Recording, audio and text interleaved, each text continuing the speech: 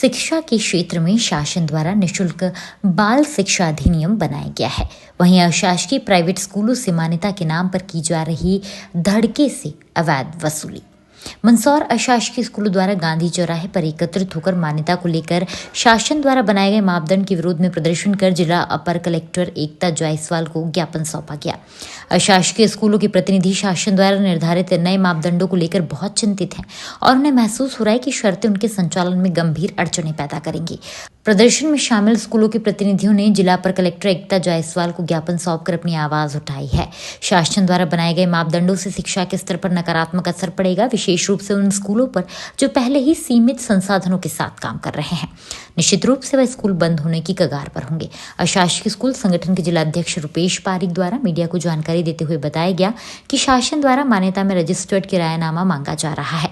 साथ ही एफडी के रूप में 40,000 रुपए की राशि एवं मान्यता शुल्क को 12,000 रुपए लिए जा रहे हैं। इस तरह के मापदंड बनाकर शासन ऐसे शिक्षा के मंदिरों को जो न्यूनतम शुल्क में बच्चों को पढ़ा रहे हैं उन स्कूलों को बंद करना चाहता है।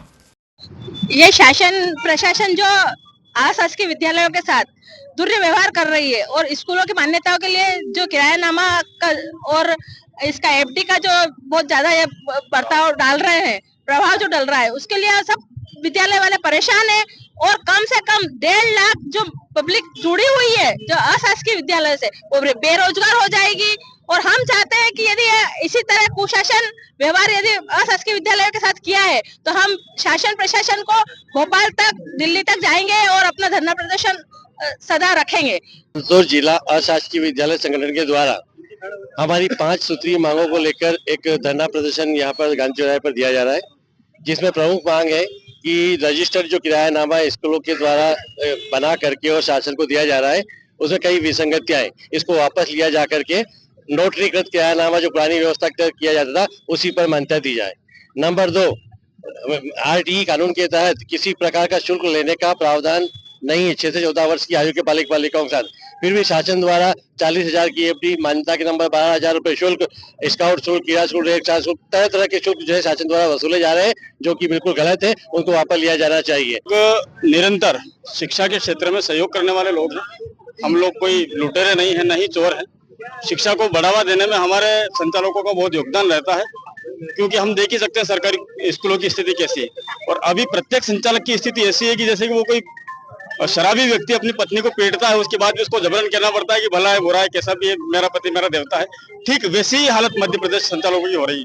अगर हमारी मांगों को एक्सेप्ट नहीं किया जाता है तो आने वाले समय में ये आंदोलन एक बहुत बड़ा स्वरूप धारण करेगा, जिसमें विद्यालय के स्टाफ और पालकों के साथ हम लोग आगे की लड़ाई लड़ने के लिए मजबूरी में हमें आना पड़ेगा मैदान पर। प्राइवेट स्कूल जो पिछले 20 सालों से, 25 सालों से, 30 सालों से संचालित है, उन पे एक कुठाराघात शासन द्वारा किया जा रहा है रजिस्टर्ड किरायानामा और एफडी का। रजिस्टर्ड किरायानामा में संपदा 2.0 के तहत रजिस्टर्ड किरायानामा बनवाया जा रहा है, जो कि कई दूरस्थ इलाकों में या जिनके डॉक्यूमेंट्स कंप्लीट नहीं है उनके लिए संभव नहीं है। उसके लिए मात्र 1.5 महीने की गाइडलाइन दी गई थी, जो आगामी 31 तारीख को समाप्त हो रही है। 31 तारीख के बाद में प्रदेश के 13,000 विद्यालयों को जो 20 सालों से चल रहे हैं शिक्षा के मंदिरों को बंद करने की तैयारी है शासन द्वारा।